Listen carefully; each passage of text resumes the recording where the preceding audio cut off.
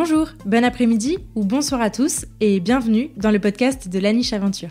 Je suis Claire et je suis ravie de vous retrouver pour un tout nouvel épisode du podcast. Dans la vie, je suis éducatrice comportementaliste canin et créatrice de contenu sur Internet et ma mission, c'est d'aider un maximum de monde à comprendre son chien. Toutes les 2 semaines, je vous partage mes conversations avec des personnes passionnées autour des divers sujets du monde canin. Mes invités viennent raconter à mon micro les expériences et aventures qu'ils ont vécues avec leurs chiens, leurs réussites, leurs plus beaux moments, mais aussi leurs difficultés et les leçons qu'ils en ont tirées. Juste avant de lancer cet épisode, je vous invite, si ce n'est pas déjà fait, à me soutenir financièrement sur Tipeee si vous le souhaitez, ou plus simplement à vous abonner et à laisser 5 étoiles et un commentaire sympa sur l'émission dans votre appli de podcast préféré. Votre soutien m'aide énormément à faire connaître mon travail au plus grand nombre et je vous en remercie. Pour encore plus de découvertes, de conseils et d'inspiration, je vous invite aussi à vous abonner à ma newsletter en barre d'infos de cet épisode. Et je suis ravie de vous partager aujourd'hui ma conversation avec Christelle et Julien Roux. Christelle et Julien sont éleveurs de Jack Russell et de bergers australiens à l'élevage austral et boréal. Dans cette discussion, ils nous racontent leur parcours et leur philosophie vis-à-vis de l'élevage, mais surtout, ils nous partagent avec passion le programme d'éveil du chiot qu'ils mettent en place avec assiduité à chaque nouvelle portée. Nous avons également parlé de la vie des chiens sur l'élevage, de choix des chiots sur le tempérament et de toutes ces petites choses qui font qu'un élevage canin peut être éthique et vraiment respectueux du bien-être animal. Alors que vous soyez déjà humain d'un chien ou que vous vous apprêtiez à le devenir, cet épisode est pour vous.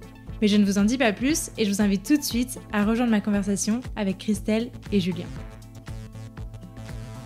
Bonjour à tous les deux. Bonjour. Bonjour. J'espère que vous allez bien. Merci beaucoup d'avoir accepté mon invitation. Je suis ravie de vous accueillir à mon micro pour un nouvel épisode. Du coup, je vais laisser vous présenter. Qui êtes-vous ?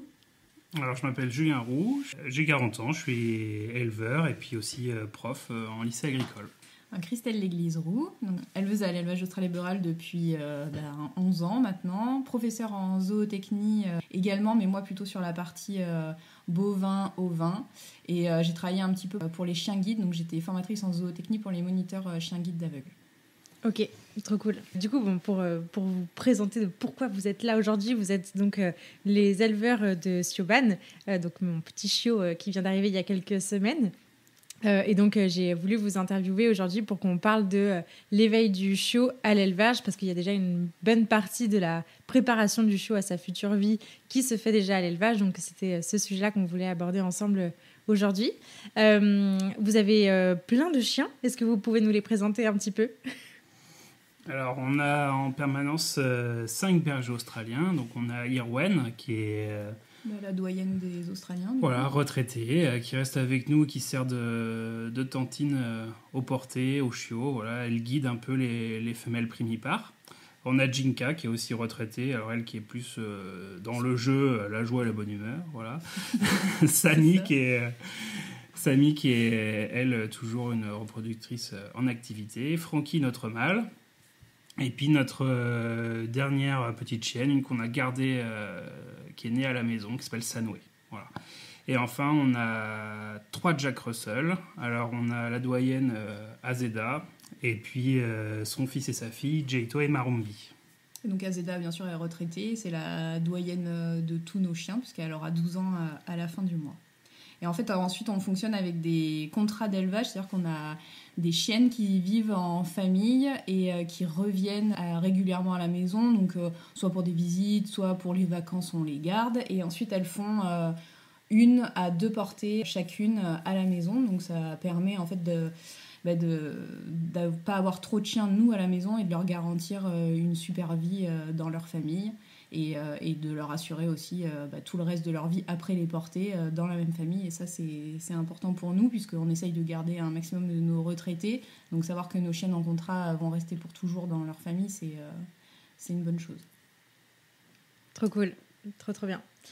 Du coup, avant de passer un peu sur votre travail d'élevage, je voulais revenir sur votre expérience antérieure avec les chiens, avant de commencer cet élevage, avant d'avoir du coup Azeda, qui est votre première. Est-ce que vous avez toujours grandi entouré de chiens ou est-ce que c'est venu un peu plus sur le tard ?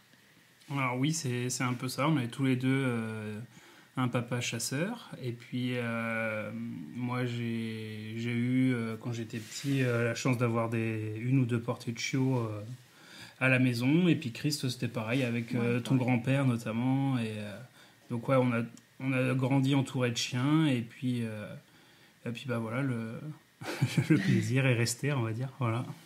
Ok. Et donc du coup, plutôt chien de chasse, j'imagine, dans vos enfances respectives.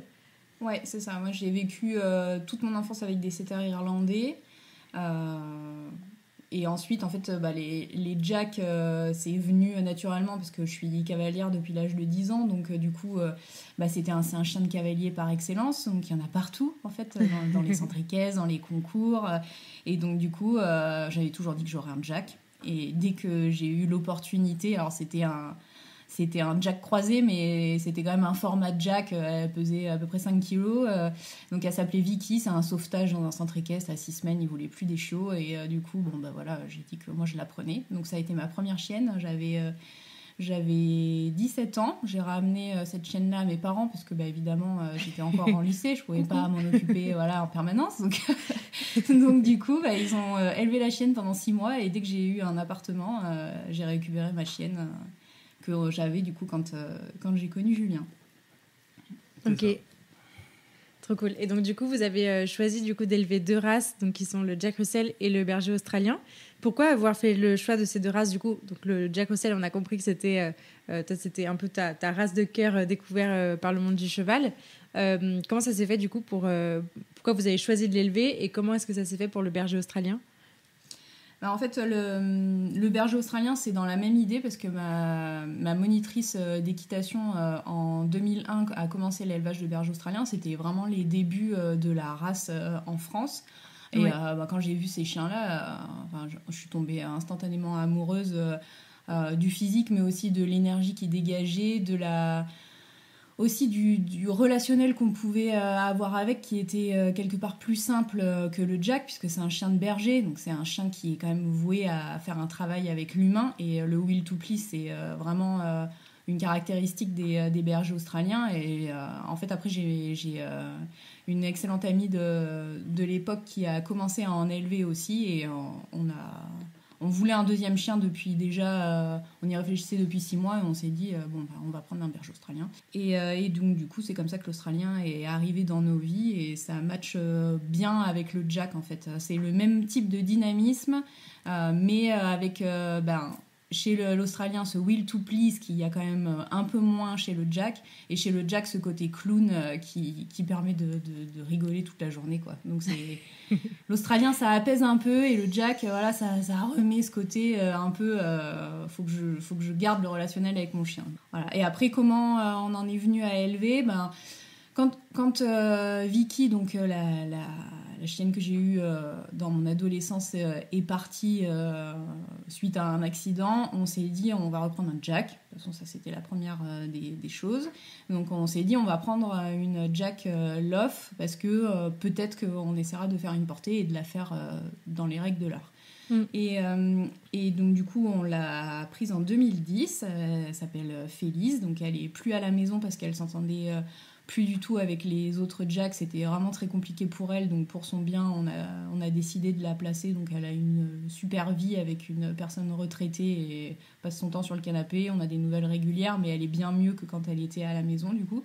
Okay. Et du coup en fait, Julien a été muté dans le lycée où il est actuellement et il est devenu professeur de zootechnie canine, donc ça faisait déjà un moment qu'on s'interrogeait sur le fait de se lancer dans une première portée, et là ça a été le déclic. On s'est dit on y va, ça permettra aussi d'amener de l'expérience pour qu'il en donne à ses élèves, donc voilà, on a passé le pas en 2012.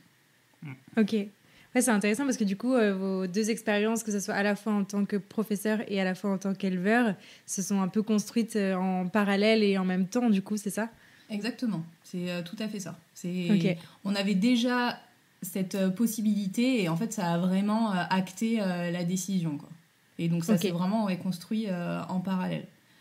Après on avait des connaissances forcément parce qu'on a tous les deux suivi des formations en zootechnie, donc en fait les mammifères, il y a quand même pas mal de choses qui fonctionnent de la même façon, peu importe l'espèce, donc on avait quand même acquis pas mal de connaissances zootechniques durant nos formations, dans nos métiers de prof évidemment.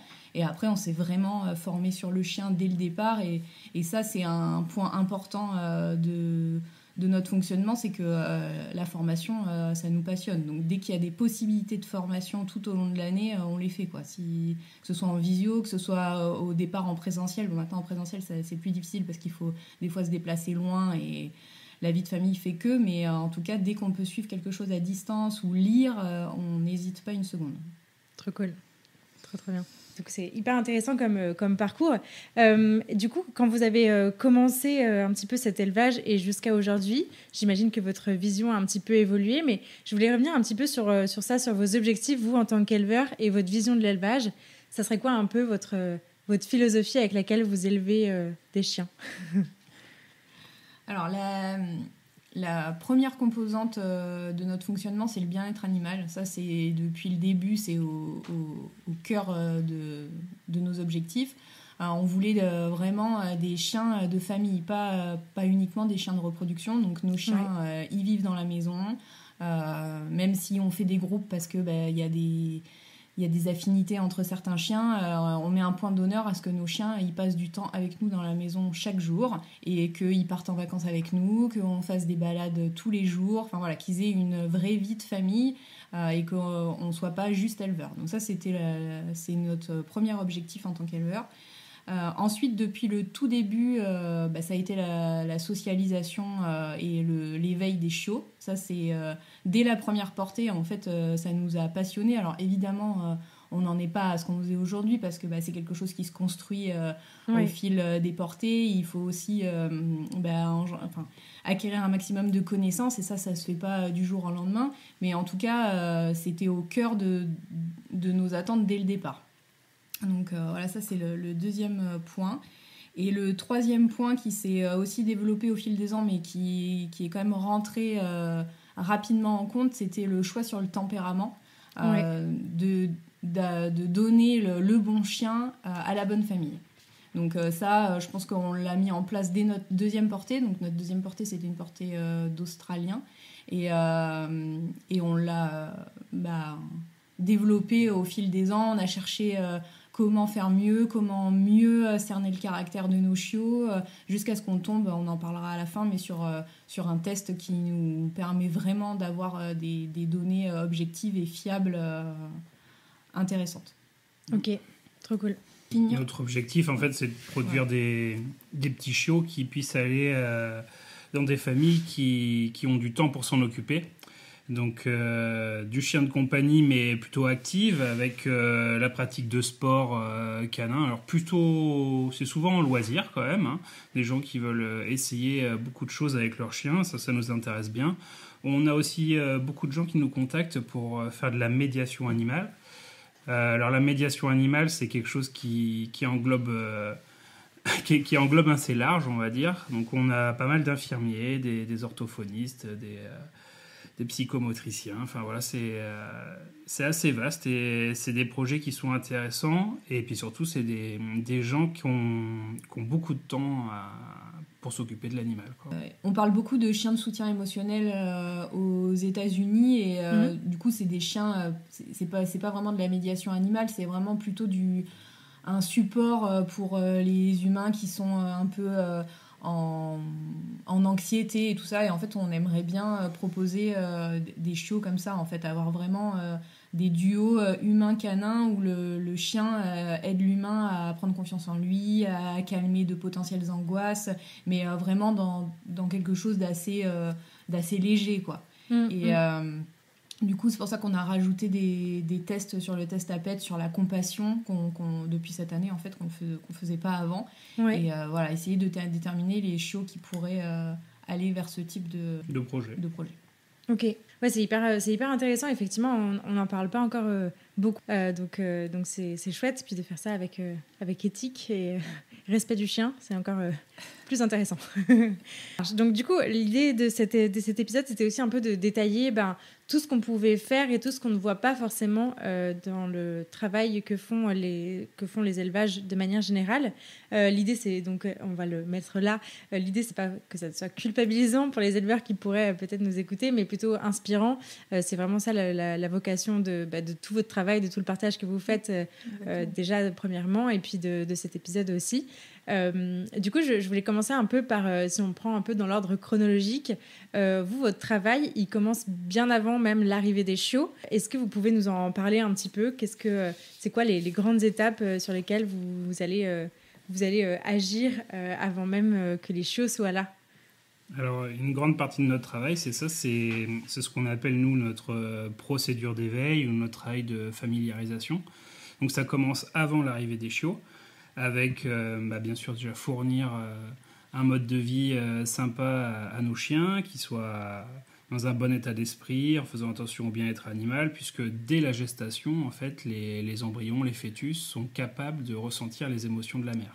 Ouais. Donc, garantir des conditions de vie qui sont plutôt bonnes ou très bonnes, c'est déjà un avantage pour les futurs chiots. Et ce qu'on fait pendant cette période-là, qui s'appelle la période prénatale, on va dire dans les 2 semaines avant la naissance, on masse en fait tranquillement le ventre de la femelle. Donc ça, c'est des moments qui sont plutôt sympas. Alors par terre pour les Australiens parce qu'il fait chaud, et puis sur le canapé pour les Jacks parce qu'il faut quand même un peu de confort. Et ouais, voilà, on palpe gentiment le ventre. Le but, c'est d'entre guillemets déranger la position du fœtus pour qu'il joue un peu des coudes pour se repositionner, et ça amène en fait quelques bienfaits comme une meilleure tolérance en fait au contact et à la manipulation quand ils vont naître, et puis surtout procurer un environnement cool et sans stress pour la mère, puisque ça serait ce sentiment-là en fait serait préjudiciable pour les chiots. Voilà. Ok, hyper intéressant. Et puis effectivement, vous parliez du mode de vie des parents. Je trouve que ça, c'est un critère dont on entend assez peu tenir compte dans les élevages. Et c'est vrai que souvent, on voit souvent des chiens en chenille. Alors, pour des raisons pratiques, des raisons de choix aussi, ça dépend. Il y a 1000 façons de faire ça. Mais je voulais revenir là-dessus sur l'importance d'avoir des parents qui sont déjà intégrés dans une vie de famille. Pour les chiots, je pense que ça a ça fait une vraie différence pour les chiots, je pense, par la suite, d'avoir des parents qui sont déjà résilients face à leur environnement, qui voient des choses et qui sont pas forcément tout le temps enfermés ou sous-stimulés. Je ne sais pas si c'est quelque chose que vous avez pu constater, des différences que vous avez pu constater ou pas. Alors ouais, ça c'est très important, notamment pour la femelle, parce que le mode d'élevage qui existe, en fait, c'est surtout la femelle qui est au contact avec les chiots, et le mâle beaucoup moins. Ouais. Donc c'est vrai que d'un point de vue génétique, le caractère du mâle a de l'importance, parce que s'il transmet vraiment un tempérament plutôt apeuré ou anxieux, ça va quand même se ressentir sur les chiots. Ouais. Mais celle qui a le plus d'importance, c'est quand même la mère, parce que c'est elle qui reste au contact des chiots. Les chiots vont apprendre à son contact par imitation. Donc si la femelle est plutôt stable, bien équilibrée, bien codée, ça va quand même beaucoup mieux se passer. Ouais. Après, nous, ce qu'on fait aussi pendant la procédure d'éveil, Christelle le détaillera, c'est qu'on utilise en fait nos retraitées ou celles qui sont productrices, qui viennent comme soutien pour aider notamment les femelles primipares, celles dont c'est la première fois qu'elles s'occupent d'une portée. Et ça permet, comme on a une petite vie en meute, entre guillemets, les chiennes se tolèrent, les chiennes s'acceptent, et c'est pas toutes les chiennes qui vont... c'est assez rare qu'une chienne, normalement, laisse rentrer les autres dans la caisse de mise bas, et nous, ça se fait quand même globalement très souvent. Oui, parce qu'ils ont une vie de famille, comme tu disais tout à l'heure, où en fait, ils sont habitués à vivre ensemble, à avoir les stimulations de la maison, voilà, ils ont un vrai cocon familial, donc forcément, elles ont créé des liens qui sont quand même très importants, et ça s'en ressent quand on élève des portées... où elles peuvent s'occuper à plusieurs des chiots. Ouais, le meilleur exemple, c'est Yerwan qui a presque 10 ans maintenant. Qui a 10 ans. Qui a 10 ans, ouais. Et qui, en fait, c'est sa grande passion, quoi, c'est s'occuper des petits. Quoi. Elle nettoie les petits des autres chiennes, elle joue avec... c'est un modèle en fait en termes de qualité maternelle. Je pense qu'il n'y a pas au-dessus, quoi. Voilà. Et du coup, on la sollicite de temps en temps pour donner un coup de main, pour montrer comment nettoyer les chiots. Et c'est vrai qu'elle est fort utile pour faire ça, quoi. C'est chouette. Trop beau. Ok, donc ça, c'est donc pour l'avant-naissance. Du coup, après la naissance, qu'est-ce qui se passe? Qu'est-ce que vous faites de plus ou de moins que d'autres? Alors, le programme commence donc du coup un peu avant la naissance. Dès qu'il y a eu la naissance, il se poursuit de manière plus intensive, entre guillemets. Hormis les pesées quotidiennes et les manipulations quotidiennes pour vraiment vérifier que tout aille bien, à partir du 3e jour de vie et jusqu'au 16e jour, en fait, on met en place 2 programmes. Le premier programme, c'est un programme de stimulation neurologique précoce et l'autre, c'est un programme de stimulation olfactive. Donc tous les jours, pour le programme de stimulation neurologique, on va appliquer 5 petits exercices de manipulation au chiot. On va stimuler certaines parties du corps, on va le mettre dans certaines positions, on va l'exposer à un peu de fraîcheur et un peu de chaleur. Voilà, le détail des exercices est sur notre site. Vous pourrez aller jeter un coup d'œil avec des vidéos. Et en fait, ce programme dit Biosensor permet d'augmenter les facultés cardiovasculaires du chiot. Ça amène une meilleure résistance aux maladies infectieuses, une meilleure tolérance au stress. Et ça permet d'obtenir des chiots qui sont plus rapidement mobiles et adaptables en fait, à leur future vie. Voilà. On a le programme de stimulation olfactive. Alors là, en même temps, on propose au chien une nouvelle odeur tous les jours. Et alors, simplement sur quelques petites secondes, et on note juste sa réaction, quoi. Donc on présente des choses qui sont végétales, animales, minérales, peu importe du moment que ça a une odeur, et pour un chien, tout a une odeur. Donc c'est parti, on présente et on regarde un peu leur réaction. Et ça leur permet d'enrichir en fait leur panel d'odeurs, de stimuler ce sens qui est extrêmement important pour eux, et puis d'augmenter leur faculté olfactive à l'avenir. Voilà. Voilà un peu pour ce programme qui est sur la phase néonatale qui se terminera à l'ouverture des yeux aux alentours du 12e ou 15e jour. Et du coup, à partir de l'ouverture des yeux, donc là, c'est un peu la grande vie qui commence doucement. Qu'est-ce qu'on peut mettre en place? Donc, on parlera de l'importance de rester au contact de la maman parce que c'est quand même elle qui fait modèle dans la découverte de tout ça. Mais globalement, qu'est-ce qu'on peut mettre en place pour que l'éveil se passe au mieux? Alors, juste après l'ouverture des yeux, en fait, dans la frise de développement comportemental du chiot, on passe dans la phase de transition. Cette phase de transition, elle porte super bien son nom, puisque effectivement, à l'ouverture des yeux, on pourrait se dire, les chiots voient. Alors, on va dire non, ils commencent à percevoir de manière visuelle. Ils ont un champ de vision qui est très restreint et qui se développe assez rapidement. Et jusqu'à 3 semaines environ, cette phase de transition dure et elle s'arrête au premier sursautement des chiots. Donc, on fait un test de sursautement pour vérifier la capacité auditive cette fois. Voilà. Donc, dans cette phase-là, le chiot va arrêter de ramper et essayer de commencer à se tenir debout sur ses 4 pattes et commencer à avancer. Et on voit vraiment l'évolution qui est assez rapide. Au début, ils se lèvent et puis ils vont tout droit. En fait, ils n'arrivent pas à marcher et tourner en même temps. Ils sont obligés de s'arrêter pour tourner. Et après, donc ça dure à peu près 1 semaine, 10 jours, en fonction de certains chiots, puis déportés. Après cette phase de transition, on attaque la phase de socialisation et Christelle va vous en parler. Ok. Alors, c'est quoi cette phase de socialisation, Christelle? Alors, la phase de socialisation, ça commence, comme on vient de le dire, à la fin de la période de transition, c'est-à-dire vers environ 3 semaines. Et ça dure jusqu'à 14 à 16 semaines. Donc, c'est variable en fonction des individus et en fonction des races aussi.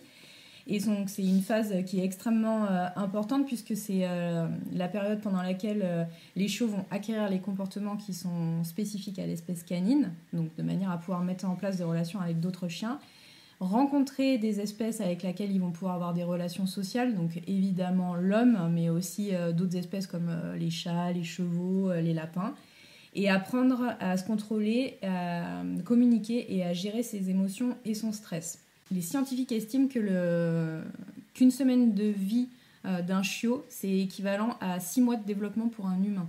Donc ça montre à quel point Cette phase, elle est condensée, elle est importante, mais aussi où on a des choses à faire et on peut pas se louper dans le timing, en fait.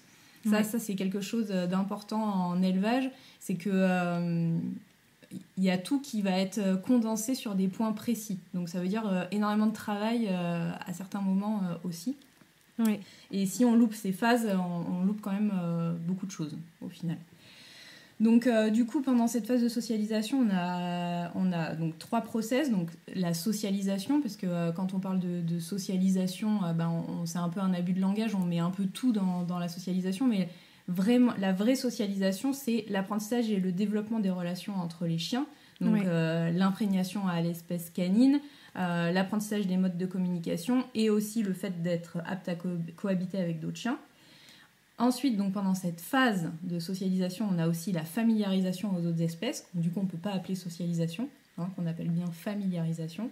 Oui. Et enfin, la familiarisation à un maximum de lieux différents, de textures. Enfin, le but du jeu, c'est d'utiliser les 5 sens du chien et d'arriver à leur montrer beaucoup de choses différentes de manière à ce qu'ils aient des références qui soient assez hautes et qu'ils puissent s'en servir après la fin de la socialisation pour vraiment confronter ce qu'ils vont voir à toutes ces références qu'ils ont acquises pendant la période de socialisation. Et tant qu'on ne dépasse pas en fait, ces références, on va avoir un chien qui va rester stable émotionnellement.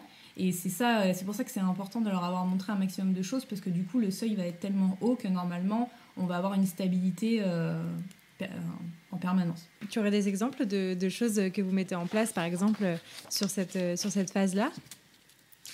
Alors oui, on met pas mal de choses en place, donc je ne vais pas tout citer, mais je vais citer les principaux. Donc déjà, ce par quoi on commence, étant donné qu'à 3 semaines, les chiots entendent, donc on le vérifie avec le test de sursautement, on met tout de suite en place un environnement auditif stimulant.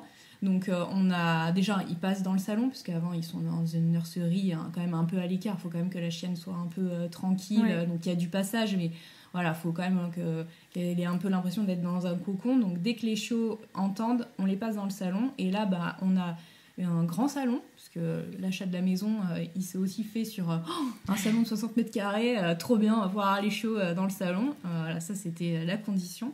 Donc le parc, en fait, il est dans le salon, et le salon est ouvert sur la cuisine, donc il y a tout le temps du bruit, c'est vraiment le lieu de vie comme pour beaucoup de gens. Donc on a tous les bruits de la cuisine, l'aspirateur, on a la télévision qui est dans le salon, on a la Sonos qu'on met, où on met de la musique, mais où aussi on en profite pour mettre des bruits qu'on entend moins souvent, l'orage, les bruits de la ville, parce qu'on habite quand même à la campagne. Le train, enfin voilà, on essaye de proposer un maximum de sons différents pour augmenter ces références dont on parlait tout à l'heure. On met aussi un environnement tactile, odorant et coloré dès 3 semaines, donc on essaye de mettre un maximum de textures, des jouets, des choses suspendues pour qu'ils puissent avoir des choses qui viennent sur leur corps, les toucher, enfin voilà, qu'ils soient désensibilisés en fait à tout ça. Ce qu'on peut faire d'autre à partir de 4 semaines, c'est commencer à introduire des adultes, des chiens adultes en plus de la mère, donc bienveillants. Ça, c'est la première des choses, parce qu'on a des chiennes qui tolèrent moins de choses, donc elles sont un peu plus intéressantes pour la suite, mais au début, un chiot à 4 semaines, il sait à peine se servir de ses pattes. Voilà, faut mettre une chienne qui tolère en fait les chiots un peu pâteaux qui vont leur tomber dessus alors que c'était pas trop prévu. Enfin voilà, donc on met des chiens adultes et on essaye après d'en introduire de sexe et de tempéraments différents tout au long des semaines qui passent ici. Et enfin, à l'âge de 5 semaines, là c'est vraiment le début de la grosse partie du programme. C'est le moment où ils commencent à sortir. Donc là, on peut sentir un maximum de choses. Il y a l'herbe, il y a des petites choses sur lesquelles on peut grimper. Enfin voilà, c'est là où ils commencent un peu à prendre de l'assurance. Ils peuvent commencer à résoudre des défis. Ils vont pouvoir commencer à se familiariser avec beaucoup d'humains aussi à partir de 5 semaines. On essaye de faire passer un maximum de monde, des enfants, des personnes avec des cheveux longs, des personnes avec des cheveux courts, mais des gens par contre qui savent manipuler les chiots. Le but du jeu, c'est quand même de créer des associations positives. En fait, la socialisation, c'est créer des associations positives, parce que les chiots, ils marquent énormément pendant cette période-là. Donc si on se loupe, clairement, ça risque de rester pour toute la vie, quoi. Ouais, Donc ouais. voilà, on fait passer beaucoup de gens, mais des gens qui vont pas mettre les chiots dans de mauvaises conditions. Après, on fait des trajets en voiture, on peut aussi utiliser des chiens qui sont extérieurs à l'élevage, parce que l'espèce canine étant une espèce où il y a des phénotypes extrêmement différents. Par exemple, entre un bulldog et un berger australien, il y a quand même une sacrée différence. Ouais. Et donc du coup, si on peut, on essaye de montrer des chiens de races différentes. Donc pas de Jack, pas de berger australien. Ça, c'est pas toujours réalisable, mais si on peut le faire, on le fait. Après, un de nos trucs phares aussi, c'est d'emmener les chiots en poussette dans les villes ou dans les marchés. Donc le but, c'est qu'ils soient pas en immersion et que tout le monde vienne leur sauter dessus, parce que ça, c'est un peu le souci. Bah oui, un chiot, c'est mignon, donc quand on l'a dans les bras, il y a tous les gens au début qu'on le faisait qui nous sautaient dessus dans les marchés, et ça, bon voilà, c'est pas quelque chose qui est bon pour le chiot. Donc du coup, le fait d'avoir la poussette, ça les protège. On prend toujours la mère. Donc si c'est l'australienne, on la prend en longe à côté. Si c'est une Jack, on la met carrément dans la poussette avec. On met plein de sabots de veau. Enfin voilà, ça permet aussi d'avoir un environnement un peu reproduit comme s'ils étaient à la maison, mais ils sont dans un nouvel environnement avec le bruit des voitures, le bruit du marché, les gens qui crient, les gens, plein d'odeurs.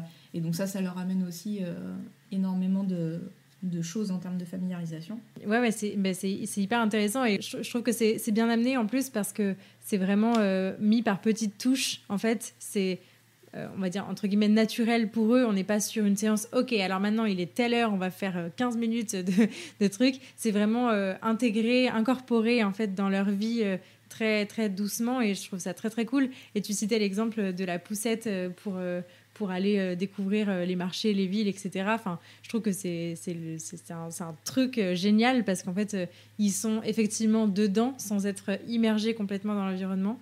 Enfin, voilà, pour ceux qui auront suivi ce que j'ai fait avec Siobhan quand elle est arrivée, typiquement, moi, j'avais investi dans un petit sac à dos, en fait, un peu grillagé, où en fait, pareil, elle a pu découvrir plein d'environnements, plein de trucs comme ça, en étant là, sans être tout à fait là.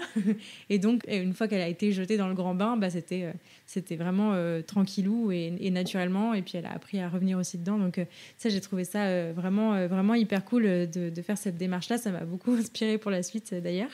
Donc, c'est vraiment cool. Et oui, encore une fois, ce côté incorporé dans leur vie, progressivement, je trouve ça vraiment chouette. Pour ce qui est du coup un peu de la prééducation, je sais que vous faites aussi pas mal de travail sur ce qui va être sur les interactions avec les chiots pour qu'ils soient un peu prêts à la grande vie qui les attend une fois qu'ils seront dans leur famille. Est-ce que vous pouvez nous citer un peu, nous parler un peu de ce que vous faites au niveau de la prééducation ? En fait, on essaie de mettre en place déjà la propreté. Ouais. Alors, le chien, comme tous les animaux, ils ont plutôt vocation à rester propres. Hein, donc, si on leur propose une alternative pour rester propre, ils la saisissent. Ouais. Donc, nous, on essaye de leur laisser le plus souvent possible un accès à l'extérieur à partir de 4-5 semaines. Et spontanément, en fait, assez rapidement, les chiots sortent pour aller faire leurs besoins dehors. Voilà. Donc ça implique que oui, souvent on laisse la porte du salon ouverte avec un accès direct sur le parc et du coup ils vont dehors dedans sous la surveillance de maman bien sûr. Et c'est aussi pour nous un travail un peu d'astreinte au quotidien, c'est que on est en train de regarder un film, ils sont tous en train de dormir à l'intérieur, il y en a un qui bouge une oreille, il y en a un deuxième, on arrête le film, on ouvre la porte et tout le monde va dehors et là en fait des fois on a 7 Australiens qui sortent et ils se mettent tous à faire pipi en même temps, quoi. Voilà, ils sont tous dans la pelouse, bon là c'est bon, c'est sauvé, hop. Et puis ça demande un petit peu de surveillance et d'attention au quotidien. Après, on peut parler aussi de l'inhibition à la morsure. Donc, c'est le fait que le chien soit conscient que quand il mord dans quelque chose, ça peut faire mal si c'est quelque chose de vivant. Donc ça, le plus grand des alliés, c'est la maman. Ouais. Et l'autre grand allié, on ne s'en rend pas compte, en fait, c'est les frères et sœurs. En fait, quand un chiot mord un autre, celui-là qui se fait mordre souvent hurle de douleur. Et en fait, le chiot qui mord ne se rendra compte que ce cri est synonyme de douleur que quand lui-même il sera fait mordre. Okay. Donc, entre guillemets, il y a un aspect où le jeu, les petites bagarres qu'ils font servent aussi à l'inhibition, à la morsure. Et ensuite, la mère vient on va dire, tempérer certains comportements en intervenant quand les bagarres vont trop loin ou quand le chiot joue trop violemment avec la mère. Voilà. Et nous, après, en tant qu'éleveurs, il faut qu'on transfère cet apprentissage sur nos doigts à nous et sur nos bas de pantalon et aussi sur notre petite fille de 3 ans qu'on doit un peu protéger quand même. Et donc du coup, quand les chiots commencent à essayer de vouloir mordre, on voit que dans leurs yeux ça va commencer à mordiller. Hop, on commence tout de suite à détourner le comportement et on laisse surtout pas s'installer. On présente pas nos doigts aux chiots quand on vient au contact parce que souvent ils mordillent. Et puis, nous, les chiots qu'on a, finalement, nous mordillent très très peu, quoi, hein. Enfin, pratiquement pas. Voilà. Après, par contre, quand ils vont dans leur famille, c'est quelque chose qu'il faut aussi gérer pour les familles, le mordillement. Et voilà, tout ce qu'ils vont découvrir de nouveau, ils ont tendance à le prendre en gueule. Voilà. Donc, on essaye de mettre ça en place. Après, on peut parler de la solitude. Et c'est un apprentissage qui nous semble obligatoire, hein, même si les gens sont en permanence à la maison ou qui veulent travailler avec le chien ou aller au boulot avec le chien. Il y a quand même des moments où le chien, il faut qu'il sache rester seul et s'occuper seul. Voilà, donc on essaye tranquillement de le mettre en place, de les séparer sur des temps ponctuels de la fratrie et de leur maman. Donc au début, on enlève la maman, on les laisse simplement juste les chiots ensemble, et puis après on fait des groupes de 2, on fait des groupes de 3, on en met 2 dans la cuisine, on en met qu'un seul dans la cuisine mais avec un autre adulte. On peut en laisser, on laisse toute la portée dans le parc sauf un qu'on met, alors le parc extérieur on met toute la portée et le parc de la maison on met juste un chiot avec son harnais et puis il voit à travers les grilles du parc nous et puis peut-être un autre chien. Voilà, donc on y va gentiment comme ça. On fait aussi de l'apprentissage de la cage de transport. Alors au début par 2, comme ils sont petits, ça va, ils ont quand même assez de place. Et puis voilà, toujours avec de l'occupation, des friandises qui peuvent mâcher et des jouets d'occupation, quoi. Voilà. Ouais. Et c'est ce qui permet d'amener tranquillement l'apprentissage de la solitude. Autre petite indication de la prééducation, on leur apprend le port du collier et le port du harnais. Donc on installe le collier, on le met un petit peu, on l'enlève, on enlève un petit peu, on le remet un peu plus longtemps et ainsi de suite. Pareil pour le harnais. Ça évite que quand les familles adoptent le chiot et qu'ils lui mettent le harnais, le chien se stoppe, s'assoit. En fait, qu'ils mettent le harnais pour aller faire une balade et en fait le chien il sait pas ce que c'est, il s'assoit, il attend, il se gratte. Il se gratte, il marche comme si il y avait quelque chose vraiment autour de lui de très très grave. Et ça permet de désensibiliser un peu. Et de partir sur des bases un peu plus sympas quand le chiot arrive dans sa nouvelle famille. Voilà, et donc là, le chiot il est directement opérationnel pour commencer à faire des petits exercices de marche en laisse. Il n'y a pas cet aspect, il faut que je lui apprenne à mettre le harnais, etc. Ouais. Donc ça, on l'amorce, on va dire. La marche en laisse, c'est ce qu'on fait la dernière semaine, juste avant qu'ils partent. On leur fait faire des petits exercices de marche en laisse. On part du salon, on descend une marche ou 2, puis on arrive dans la rue et on fait le tour par le jardin et on revient, voilà, avec un pot de Saint-Moré pour qu'ils suivent.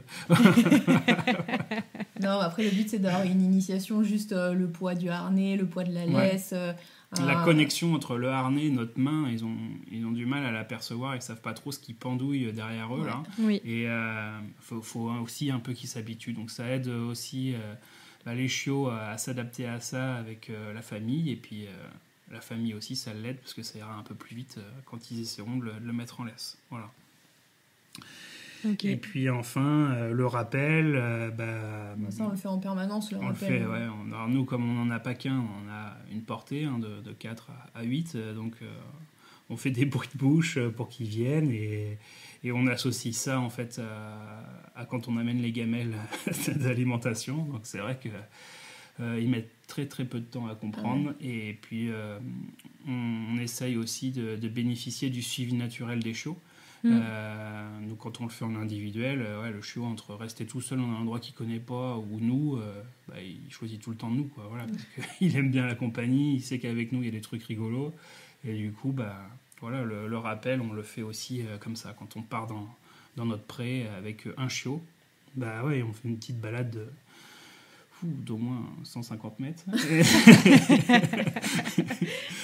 Et ça permet de lui montrer que c'est cool de nous suivre et puis qu'il est félicité, récompensé à chaque fois qu'il le fait. Et ça aide aussi à la marche en laisse. Voilà.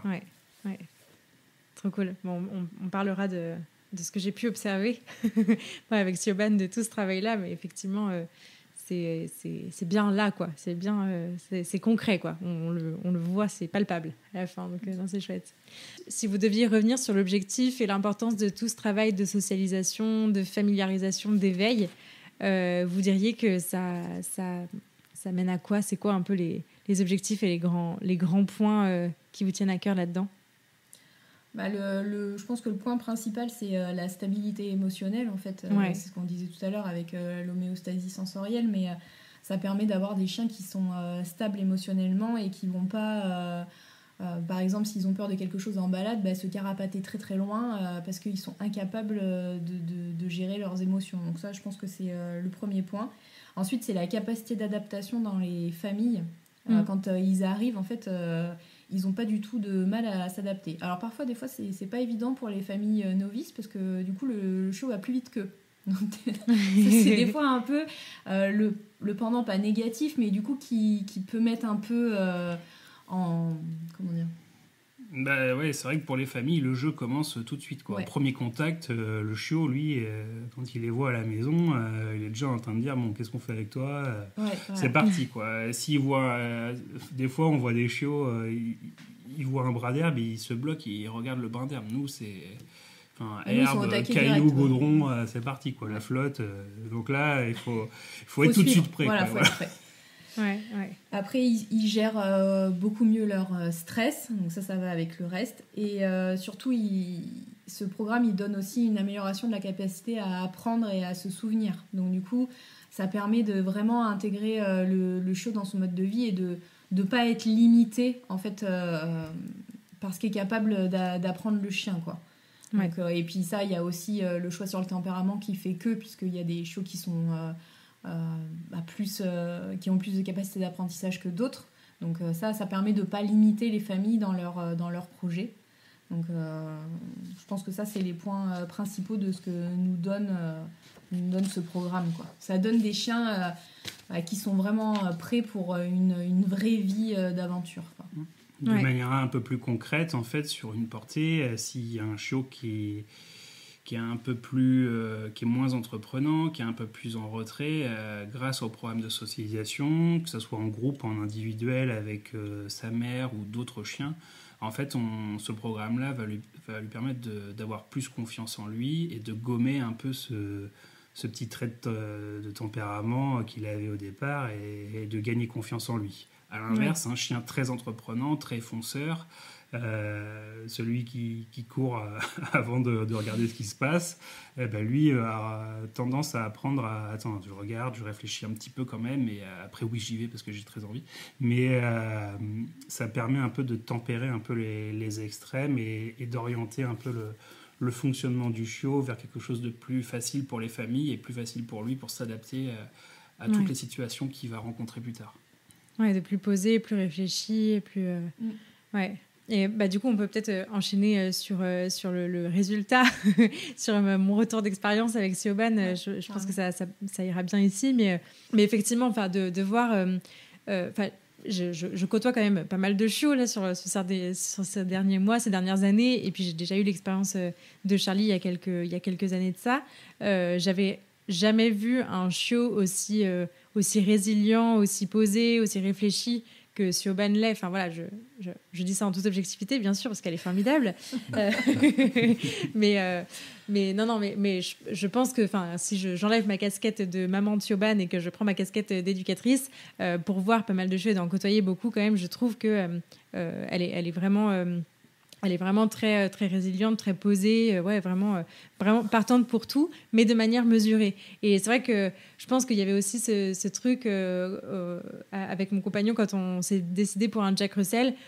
On était très partant et en même temps on se disait mais ça a quand même beaucoup d'énergie un Jack Russell, parce qu'à chaque fois qu'on en voyait, c'est vrai qu'on était très on se disait c'est cool, ça nous fait rire et tout, mais est-ce que H24 ça peut être viable ou pas? Bon, on s'est dit ok, on tente, mais c'est aussi ça qui nous a décidé à passer par cet élevage, parce que vous en parliez aussi sur votre site de l'énergie qu'on peut associer à la race.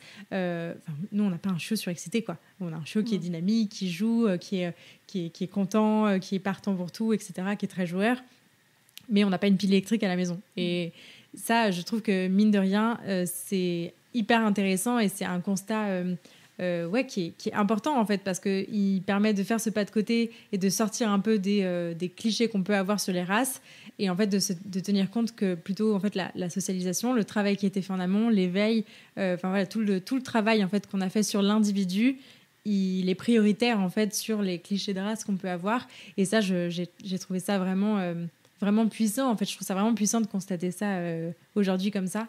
Donc voilà, non, c'est très cool. Et sur le côté chiot prêt à découvrir le monde, carrément. Enfin, je peux pas être plus d'accord que ça, quoi.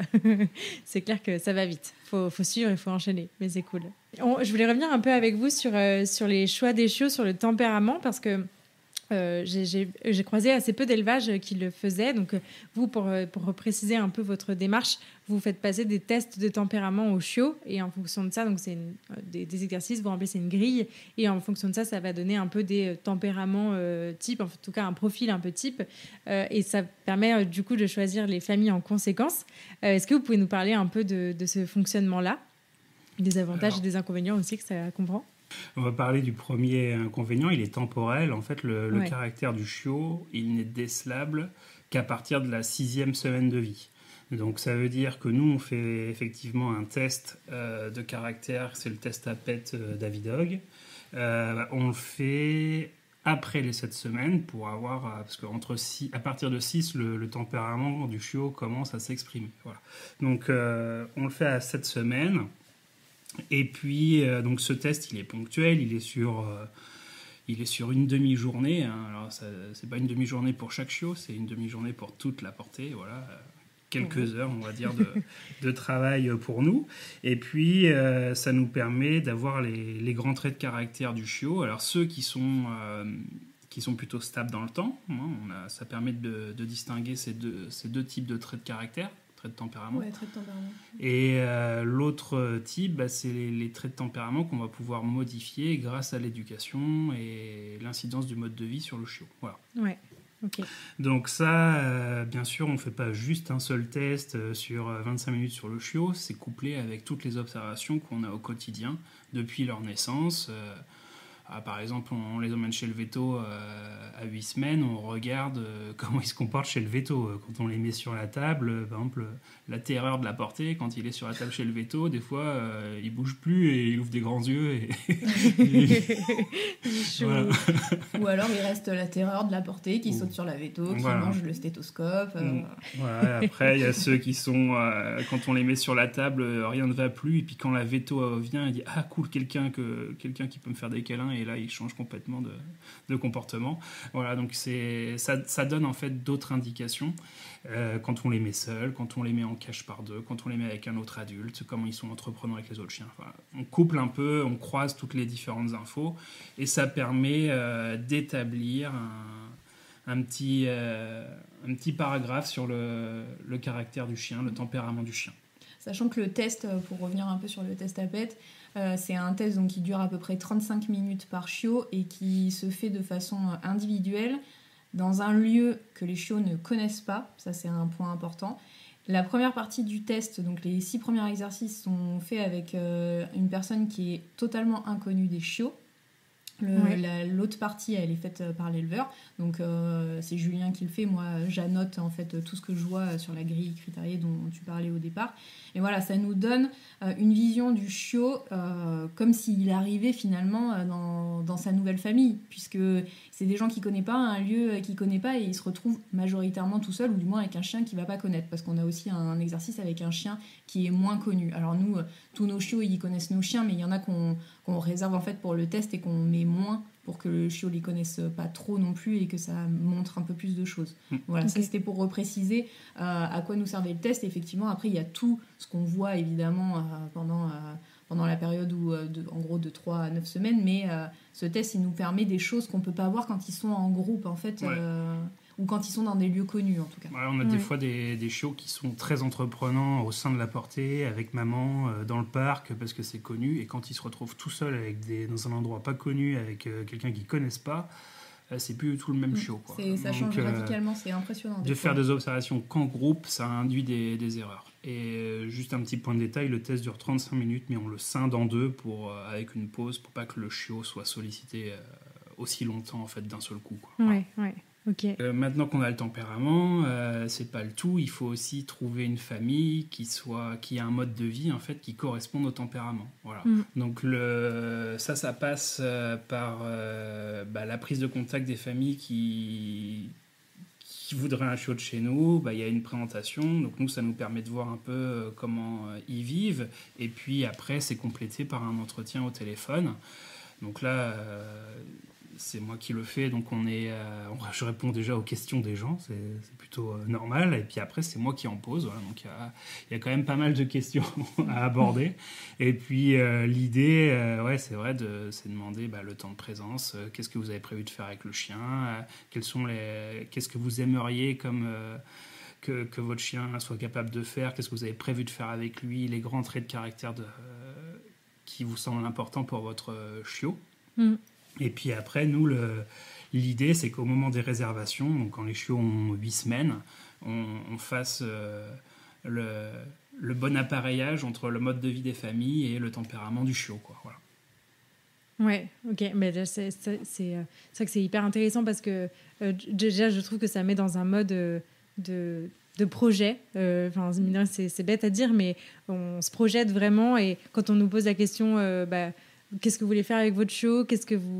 Comment vous l'imaginez ? Quel trait de caractère, quel trait de tempérament vous aimeriez voir ou pas ? Qu'est-ce qui pourrait vous déranger, etc. C'est aussi des choses que je fais moi dans mes séances pré-adoption, d'essayer de projeter les gens dans vraiment le futur avec un chien adulte, mais aussi avec un chiot, parce que je trouve que c'est important d'avoir les deux. Donc ça, déjà, je trouve que c'est super pour investir les gens dans ce projet-là. C'est top. En termes de temporalité, pour l'avoir du coup vécu et avoir expérimenté tout votre processus, y a quand même cette incertitude en fait jusqu'à la fin de pouvoir avoir un chiot ou pas. Je trouve que cette incertitude elle est importante et j'avais envie de le placer là dans cet épisode parce que à la fois c'était des semaines interminablement longues de ne pas savoir en fait si dans tant de temps ou à telle date il y aura un chiot qui arriverait ou pas à la maison, donc ça implique de se préparer un peu dans l'incertitude, mais en même temps on sait ce qui nous attend, et ça, mine de rien, je trouve que ça fait vraiment toute la différence pour avoir eu du coup 2 expériences chiots qui venaient d'élevage avec Charlie. Donc Charlie, j'ai su tout de suite, je voulais un mâle, il y avait qu'un mâle sur la portée, donc il n'y a pas de question. Le choix s'est fait tout de suite. Je l'ai rencontré quand il avait 1 mois. Et donc, je savais que j'allais avoir un chiot, c'était sûr. Mais par contre, je ne savais pas qui il était. Parce que je n'avais pas de descriptif sur son tempérament, sur comment il était avec la portée, tout seul, comment il grandissait, etc. Moi, je l'avais vu à 1 mois, mais on sait que le tempérament d'un chiot à 1 mois et à 2 mois, il peut être littéralement différent. Et là, c'était le cas. Et c'est vrai que, mine de rien, pour l'après, moi, j'ai trouvé que mon expérience avec Charlie avait été vraiment difficile. Parce que j'étais préparée, je m'étais projetée avec un chien adulte qui serait comme ça. Mais là, j'avais un chiot qui était juste hyper excité, hyper indépendant. Et c'était vraiment déroutant, quoi. Alors que là, dans mon expérience avec Siobhan, en fait, mine de rien, je ne savais pas si ça allait le faire ou pas. J'avais quand même fortement espoir et on avait tous un grand espoir que ça se fasse, mais y avait quand même cette part d'incertitude parce qu'on était au milieu de la liste d'attente et donc potentiellement, il y avait d'autres personnes qui pouvaient l'avoir choisi avant nous si ça matchait. Mais mine de rien, une fois que ça a été sûr, on savait qui allait arriver chez nous, quoi. On savait à peu près quel niveau d'énergie ça allait être, comment est-ce qu'il allait falloir s'organiser ou pas, en fonction de ce qu'on avait projeté. Et du coup, mine de rien, c'était beaucoup plus fluide en fait quand elle est arrivée parce qu'on était... Bon, on avait aussi plus d'expérience, c'est sûr, mais on était aussi plus préparés à quel être allait arriver dans notre vie. Et ça, mine de rien, je trouve que ça fait vraiment, vraiment toute la différence. Donc, je voulais le noter dans cet épisode parce que je trouve que c'est un point qui est quand même... qui n'est pas anodin dans la première expérience. On a beaucoup parlé de Puppy Blues sur ce podcast depuis le départ. Et je trouve que, mine de rien, ça joue énormément, en fait, de pouvoir s'y préparer ou pas mentalement à qui est-ce qu'on va accueillir chez nous, quoi. Ouais, c'est vrai que c'est une contrainte qui est importante pour les familles, c'est que des fois, elles attendent depuis 6 mois ou un peu plus. Et elles suivent la portée sur le blog qu'on fait, elles voient toutes les activités qu'on fait, elles voient les caractères qui apparaissent. Et du coup, ils ne savent pas s'il va y avoir un chiot pour eux. Voilà. Y a des gens qui sont déçus de ne pas être premiers sur la liste parce qu'ils se disent mince, si je ne suis pas premier, ils vont prendre tous les meilleurs chiots avant moi. Mais en fait, il n'y a pas de meilleur chiot. Ouais. C'est celui qui prend le premier choix. Il prend le meilleur chiot, le plus adapté pour lui, mais peut-être que le pire chiot qu'il n'aurait jamais voulu prendre, ça sera le meilleur chiot pour la personne juste derrière, en fait. Et ça dépend vraiment des projets de vie, ça dépend du mode de vie des gens et du caractère du chiot. Voilà. Donc il y a une position, parce qu'on ne peut pas tous faire... les gens ne peuvent pas tous choisir en même temps, sinon c'est un bazar pas possible. Mais il y a quand même un ordre, mais il faut toujours... Il y a des gens qui choisissent en dernier, et puis il ne reste plus qu'un seul chiot, et ils nous disent c'était notre préféré. Et du coup, ils sont super, super contents. Voilà. Et ça vous arrive souvent, ça, en plus? Oui, ça arrive plutôt souvent, oui. Oui, et puis après, en fait, les gens, ils se disent finalement... sur une portée, après les chiots, c'est quand même dur de dire ah non, lui il est extrêmement moche. Voilà, les chiots, les gens ils disent ils sont tous mignons, et c'est plutôt ça quand même. Et puis après, quand le trait de caractère arrive, ils se disent finalement ce chiot là, il a le même caractère à peu près que lui, il y a lui qui est un peu différent, et puis nous en fait dans notre estimation du tempérament, on va leur dire en fait ces 3 chiots pourraient correspondre. Si vous partez un peu plus avec celui-là, vous aurez peut-être un peu plus tendance à travailler de restreindre un peu les activités du chiot parce qu'il est un peu plus entreprenant. Mais si vous prenez celui-là, qui est un peu plus introverti ou un peu moins entreprenant, il va falloir travailler plus la mise en confiance et prendre son temps pour les activités. Et en fait, ça, les gens, ils le comprennent et ils se disent que finalement, en fait, ce chiot-là pourrait convenir. C'est juste que je ne vais pas travailler les mêmes choses au départ avec le chiot. Ils saisissent bien aussi que le tempérament reste en partie modulable. Voilà. Si on travaille dessus rapidement. Ouais. Et il y a un point qu'on n'a pas noté, c'est que donc, dans votre élevage, le choix des chiots ne se fait pas ni sur des critères physiques, ni sur des critères de sexe, ou en tout cas, sauf cas de force majeure. Voilà. Mais bien sur le tempérament. Et je trouve que même ça met vraiment dans une dynamique on va cohabiter avec un chien qui a un caractère, un tempérament, qui est comme il est, et pas avec un berger australien bleu merle, pour citer qu'un exemple. Voilà, c'est exactement ça. Puis la couleur, en fait, les gens, dès qu'ils ont le chiot chez eux, ils en font abstraction. Enfin, une couleur, on s'y habitue, quoi. Enfin, ça a aucune importance, en fait. Alors que le tempérament, on est avec le chien, avec son tempérament en permanence. C'est ça. Donc, c'est un point qui a été important pour nous de suite, quoi. La couleur, ça avait aucun intérêt, quoi. Et bon, quand on a eu Azeda, qui fait partie de nos tout premiers chiens, je me rappelle dans ma recherche, je cherchais un chien avec un cocard. Donc, je suis pas toute blanche sur le début. Et quand Azeda avec une Jack Russell. Qui est une Jack Russell, qui est la Jack Russell, formidable, géniale, voilà.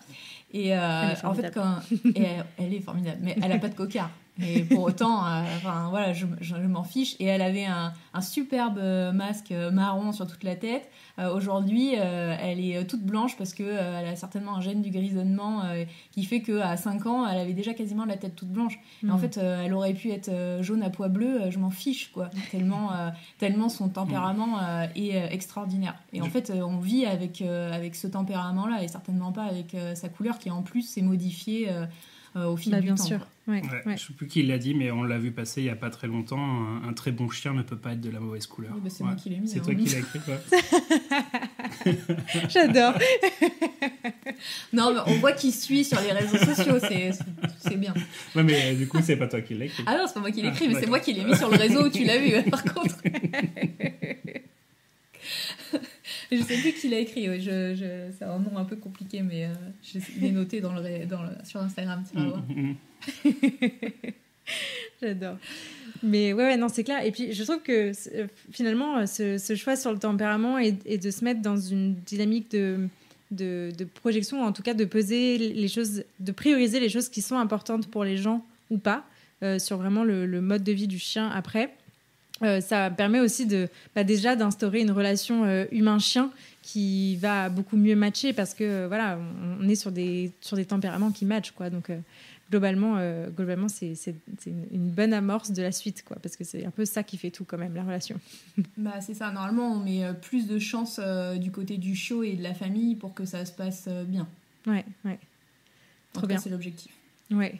Le temps file très très vite. Pour passer rapidement sur la partie conseil, ça serait quoi un peu pour vous les critères de sélection d'un bon élevage ? Alors, je pense qu'il faut sélectionner un élevage qui a du temps à consacrer à ses chiots et aussi à ses chiens. Donc, c'est généralement un élevage de petite taille. Il y a aussi des élevages avec plus de chiens, mais avec plus de personnes qui travaillent. Et ça permet d'avoir du temps de qualité avec les chiens. Beaucoup d'éleveurs, dans leurs annonces, mettent chien élevé en famille ou élevage familial, parce que c'est un bon argument pour vendre. Essayez de vérifier ça, en fait. Vérifier si l'éleveur, effectivement, a les chiens avec lui au quotidien, passe du temps avec et passe du temps de qualité. Voilà. C'est bien aussi d'avoir confiance dans son éleveur. Donc, nous, ça se passe par le suivi de la portée sur le blog, l'échange téléphonique, et puis, en fait, les gens, quand ils viennent nous voir pour la première fois, ils ont déjà l'impression d'être chez eux. Je pense qu'ils voient tellement notre maison. Et alors, c'est Chris qui prend les photos et les vidéos, donc il me voit moi. Mais je suis moins beau que Chris, mais voilà. Et ils ont l'impression un peu de nous connaître, quoi. Il y a beaucoup de gens qu'on voit pour la première fois, et en fait, on a du mal à se vous voyer, quoi. Voilà. Ouais. Okay. Ensuite, c'est bien d'avoir sélectionné un élevage sur les tests de santé et le dépistage des maladies cliniques et génétiques. Voilà. Ouais. Vérifier que l'éleveur a bien les tests ou qu'au moins qu'il les donne à disposition pour donner une trace, une preuve de ce qu'il a fait. Voilà. Un éleveur aussi qui pourrait prendre soin de ses retraités au maximum et qui les garde auprès de lui quand tout est possible, voilà. Ça, c'est aussi un bon indicateur. Quelqu'un qui, bien sûr, pratique une socialisation intelligente et adaptée. Voilà, on ne peut pas toujours tout faire tout de la même manière pour les chiots. Il faut le faire au bon moment, il faut l'individualiser et voilà, le faire de manière intelligente et adaptée. Voilà. Quand c'est annoncé que le choix du chiot se fait sur le tempérament, il faut au moins attendre les 7 semaines du chiot pour pouvoir choisir. Donc, on peut choisir des chiots avant cette semaine, mais ça ne sera pas sur le tempérament du chiot. Voilà. Puis enfin, donc un éleveur qui s'intéresse à ce que vous faites, quoi, qui vous demande comment vous travaillez, si vous êtes loin, si vous êtes proche, qu'est-ce que vous avez envie de faire avec le chien, et qui cerne un peu votre mode de vie et qui s'intéresse aussi à vous. Voilà, parce que forcément, il s'intéressera à quelles conditions de vie vous allez pouvoir offrir au chiot que lui a fait naître. Voilà, Voilà un peu quelques détails. Très bien, merci. Pour tous ces bons conseils, c'est très, très, très, très chouette. Et d'ailleurs, si jamais j'avais déjà fait un épisode avec Audrey sur le choix du bon élevage, qui nous avait aussi expliqué sa vision de l'élevage, sa philosophie qui est assez proche de la vôtre. Donc je vous remettrai le lien en barre d'infos de cet épisode si vous voulez aller l'écouter en complément. Pour passer à la partie conclusion, je posais la question à 1000 euros. Qu'est-ce que ça a changé à vos vies de vous lancer dans l'élevage et qu'est-ce que ça vous apporte au quotidien? Alors déjà, on n'a jamais vécu sans chien, donc on se serait jamais imaginé vivre sans chien, parce que ça nous apporte vraiment beaucoup. Bon, déjà un équilibre, rien que le fait de vivre avec eux, d'avoir leurs responsabilités, de sortir régulièrement en balade, tout ça, ça amène un équilibre de vie et un mode de vie plus sain aussi quand même. Et l'élevage, en fait, c'était aussi une envie de se dépasser et de faire les choses au mieux. Ça a toujours fait partie de notre philosophie, c'est de s'améliorer, de ne pas rester statique et de chercher comment on peut faire les choses différemment, de la meilleure façon, se tenir au courant des actualités. C'est pour ça aussi que on essaye de traduire un maximum de documents, parce qu'il y a beaucoup de choses en anglais et il y a beaucoup de choses intéressantes, et notamment outre-Atlantique. Et après, les chiens, en fait, rien que par leur présence, ils sont un soutien émotionnel, on en parlait tout à l'heure, calmer les angoisses. Moi, s'il y a des nuits où je fais des insomnies, je vais chercher un de mes chiens, en fait, quoi. Je le prends avec moi et après ça va mieux, en fait, j'arrive à dormir. Donc ça, c'est le chien, il nous aide aussi là-dessus. Et puis surtout, ils nous font rire, en fait. Rien que de les regarder, interagir entre eux, interagir avec les chiots, interagir avec Lou aussi, parce qu'on n'en a pas tant parlé, mais on a une petite fille de 4 ans et vivre avec des chiens, j'ai vraiment l'impression que ça fait partie de son bonheur, quoi. D'ailleurs, quand elle en parle aux gens qu'elle connaît moins, elle cite les chiens, elle cite bien sûr Adéda parce que c'est sa préférée, un peu avec tout le monde. Mais on sent que ça lui apporte à elle aussi énormément de choses. Ouais. Trop cool. Est-ce qu'il y a des ressources que vous aimeriez partager à nos auditeurs ? Alors oui, moi j'ai fait une petite sélection de choses. Bon, ça concerne principalement le développement du chiot. Donc on a Pupiculture, Badass Breeder, Avidog qui est maintenant renommé Good Dog, Breeding Better Dog aussi. Donc ça c'est des choses plus axées vraiment au développement du chiot. Et après il y a Puppy Puzzle aussi. Donc ça c'est plutôt sur la morphologie du chiot, parce qu'on estime en gros qu'un chiot de 8 semaines il a le format qu'il aura adulte. Et donc ça peut être intéressant pour le sport. Par exemple, si on nous demande un chien pour aller faire de l'agility, on va prendre un chien qui n'a pas trop de longueur de dos, qui a plutôt une hauteur de patte correcte, parce qu'on sait qu'on mettra plus de chances de notre côté pour déjà qu'il n'ait pas de problème articulaire et qu'en plus il aille potentiellement un peu plus loin dans ce type de sport. Donc, c'est un exemple, mais voilà. Donc moi, c'est les ressources des dernières années qu'on a le plus utilisées. Ok, trop bien. À qui est-ce que vous passeriez le micro pour un prochain épisode ? Alors, on a décidé de passer le micro à Margot Brousse, donc, qui est une éducatrice canine. Donc, son nom d'éducateur, c'est Fried Dog. Elle nous a pris un chiot en 2016. Donc, Nag, avec qui elle a fait de l'obéissance et maintenant elle fait du frisbee. Donc, en fait, elle a une philosophie de l'éducation qui est hyper intéressante et elle mêle en fait le sport canin avec. Et ça, je pense que ça peut être intéressant sur un épisode de voir comment on met tout ça en place et comment on le propose en fait aux clients en fait, en fin de compte. Ok, trop cool, trop bien. Trop chouette. Où est-ce qu'on peut rediriger les auditeurs du coup qui souhaiteraient suivre votre travail, en apprendre plus encore, parce que vous avez énormément de ressources disponibles. Où est-ce qu'on les redirige ? Alors, on les redirige vers le site déjà, donc notre site internet. Après, on a un blog en fait pour chaque portée qu'on fait naître. et sur lequel, semaine après semaine, on montre le développement, on prend des vidéos, on prend des photos, on essaye d'expliquer tout notre travail. Donc ça démarre à la naissance jusqu'au moment du départ des chiots, plus les chiots qu'on garde des fois un petit peu plus longtemps pour montrer la deuxième partie de la socialisation dont on n'a pas trop parlé, mais nous, toute notre socialisation jusqu'à 9 semaines, en gros, elle est importante, mais elle ne s'arrête pas là puisqu'elle va jusqu'à 16, donc il y a une grosse partie qui est à faire aussi dans la nouvelle famille. Oui, ça fera l'objet d'un épisode. Parfait. Et donc du coup, on a aussi les 2 réseaux sociaux, donc Instagram et Facebook, où on est présent de façon assez régulière. Trop cool, trop chouette. Voilà. Eh bien, merci beaucoup. Un grand merci pour tout, j'ai envie de dire, pour cet épisode et puis pour ce petit être formidable que vous avez mis dans ma vie, qui fait quand même le bonheur de tout le monde. Donc, un grand merci. C'était super chouette d'échanger sur tous ces sujets. Merci beaucoup pour tous ces conseils, pour toutes ces bonnes inspirations. Voilà, j'espère que ça inspirera plein d'autres élevages à toujours progresser plus, parce que je pense que tout le monde est guidé par une volonté de bien faire, ou en tout cas une grosse majorité des éleveurs est quand même guidée par une volonté de bien faire, donc c'est cool d'avoir partagé toutes ces ressources aussi. Donc un grand merci à vous. Merci à toi. Merci à toi, oui. C'était super chouette. Ouais, trop cool. Et à bientôt. Merci beaucoup. Salut. À bientôt. À bientôt. Merci beaucoup de vous être rejoints à ma conversation avec Christelle et Julien et de l'avoir écouté jusqu'au bout. J'espère que ce nouvel épisode vous a plu et si c'est le cas, je vous invite à en parler autour de vous et à le partager sur les réseaux sociaux en nous taguant @élevagecanin_australie-boréal et @lanicheaventure.